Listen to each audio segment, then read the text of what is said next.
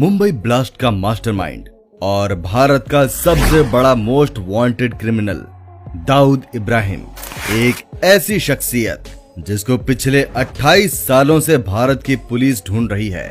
ऐसा नहीं है कि भारत को नहीं पता कि दाऊद कहां है।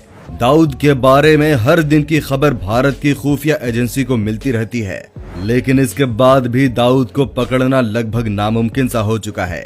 मुंबई ब्लास्ट में इतने लोगों को जान मारने के बाद भी मजे से जी रहा ये आतंकवादी, जिसे भारत पकड़ना तो चाहता है लेकिन पकड़ नहीं पा रहा, और अब ये चीज नामुमकिन सी लगने लगी है। लेकिन ऐसा आखिर क्यों है कि भारत चाह कर भी दाऊद को पकड़ नहीं पा रहा? जिस तरह से 9/11 के हमले के बाद अमेरिका ने ओसामा बिन लादेन को पाकिस्तान में ही मार गिराया था, उसी तरह क्यों नहीं भारत दाऊद को पकड़ लेता? आज की इस वीडियो में हम इसी बारे में बात करने जा रहे हैं, तो वीडियो को अंत तक जरूर देखिएगा। महाराष्ट्र के रत्नागिरी जिले के खैर गांव में 26 दिसंबर 1955 में पैदा हुए दाऊद का पूरा नाम शेख दाऊद इब्राहिम कासकार है। ये भी एक विडंबना ही है कि कानून की धज्जियां उड़ाने वाले दाऊद के पिता इब्राहिम कासकर पुलिस कांस्टेबल थे। 70 के दशक में दाऊद ने स्कूल छोड़कर अपराध की राह पकड़ ली थी। कुछ समय तक अंडरवर्ल्ड डॉन रहे करीम लाला और हाजी मस्तान की गैंग का हिस्सा रहने के बाद 1980 के दशक तक वो अपना खुद का गिरोह बना चुका था। इसके बाद दाऊद का नाम मुंबई अपराध जगत में बहुत तेजी से उभरा। वसूली और फिरौती के बाद उसकी गतिविधियां फिल्म जगत, रियल एस्टेट, सट्टे और शेयर बाजार तक फैल गई। बताते हैं कि इस काम में सत्ता और पुलिस में कई स्तर पर संपर्कों ने उसकी मदद की। 1984 में दाऊद ने अपने 5 भाइयों और 3 बहनों के साथ दुबई चला गया। दुबई में उसका कारोबार और भी तेजी से फैला। इसके बाद दाऊद ने दुनिया की कई देशों में अपनी पैठ बना ली। उसके नेटवर्क को डी कंपनी कहा जाने लगा।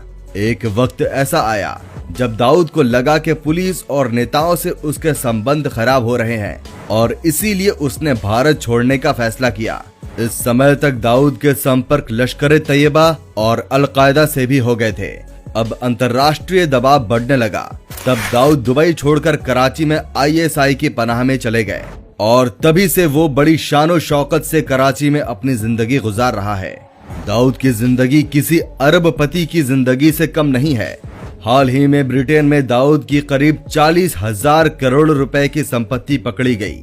इस समय दाऊद दुनिया के सबसे अमीर अपराधियों में से एक माने जाते हैं, और यही सब कारण है कि दाऊद इतने सालों तक भारत की खुफिया एजेंसी से बचता रहा। भारत ने दाऊद को बहुत बार पकड़ने की कोशिश की है, लेकिन भारत के हाथ सिर्फ नाकामी ही लगी। देश में कई सरकारें आई, लेकिन किसी ने भी इस मुद्दे को इतने गौर से नहीं देखा। सारी सरकारों के इस उदासीन रवैये को देखकर लगता है कि कुछ लोग जानबूझकर नहीं चाहते कि दाऊद को भारत लाया जाए। ऐसी बातें इसलिए भी सही लगती है क्योंकि ऐसा माना जाता है कि जब दाऊद भारत में था तो उसका बहुत से नेताओं के साथ गहरा संबंध था। वही नेता जो कहीं न कहीं इन सरकारों का भी अहम हिस्सा रहे होंगे, और अगर दाऊद को भारत लाया गया तो मुमकिन है कि उन बड़े नेताओं के काले चिट्ठे भी सामने आ जाएंगे। इसीलिए अगर एजेंसीज चाहे तो भी उन्हें पॉलिटिकल दबाव में आकर इस काम को ठप करना पड़ेगा। साथ ही पाकिस्तान भी नहीं चाहता कि भारत की खुफिया एजेंसी दाऊद को पकड़े, क्योंकि दाऊद के पास ऐसे बहुत से राज छुपे हैं जिन्हें अगर भारत जान ले तो उसके लिए सारा काम और भी आसान हो जाएगा। इसीलिए दाऊद रॉ के लिए बहुत काम का इंसान है। ISI ने दाऊद को एक स्पेशल सिक्योरिटी दी हुई है, और इस पूरे काम में पाकिस्तान गवर्नमेंट का पूरा सपोर्ट है, क्योंकि अब उन्हें भी डर है कि अगर दाऊद इंडिया गया तो जो राज उसे पाकिस्तान और ISI के बारे में पता है वो सब दाऊद के साथ भारत चले जाएंगे, और पाकिस्तान ऐसा कभी नहीं होने देगा। इसीलिए वो दाऊद की सुरक्षा के लिए कुछ भी कर देगा।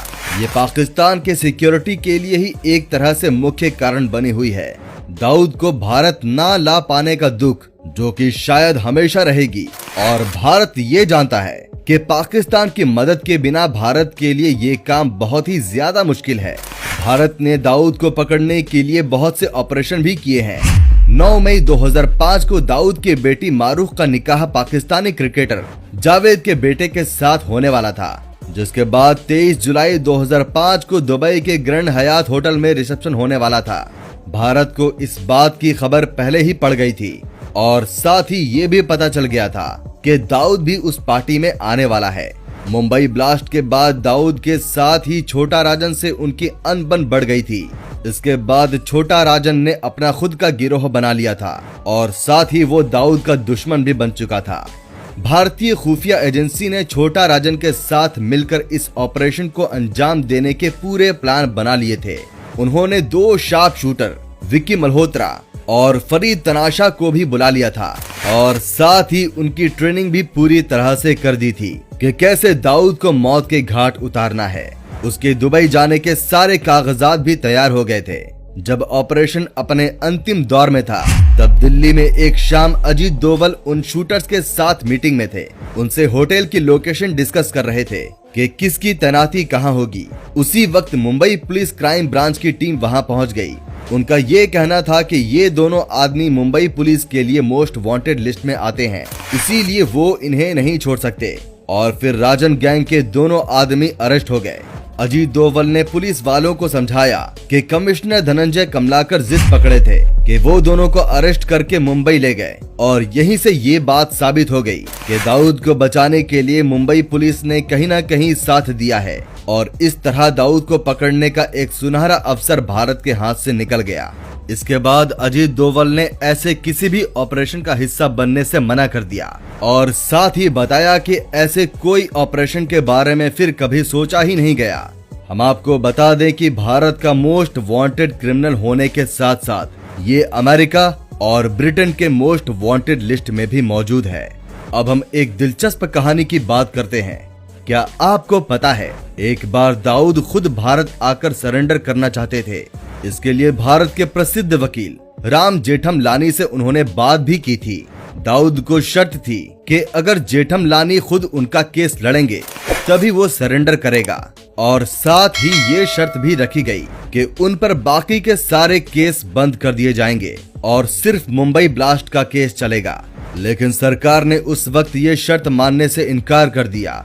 उसके बाद दाऊद का नाम सिर्फ इंडिया के मोस्ट वांटेड लिस्ट में ही रह गया। जी हाँ, समय आ गया है कि भारत के मोस्ट वांटेड लिस्ट में होने के बावजूद दाऊद को पकड़ा नहीं जा सकता। दोस्तों, आपको क्या लगता है कि दाऊद इब्राहिम कभी पकड़ा जाएगा या नहीं? आज के लिए बस इतना ही। अगर वीडियो पसंद आई हो तो इसे लाइक और शेयर करना ना भूलें। अगर आप क्रिस्पी एंटरटेनमेंट पेज पर नए हैं तो इसे फॉलो जरूर कर लें ताकि ऐसी ही जानकारी भरे वीडियो आप तक सबसे पहले पहुंचे।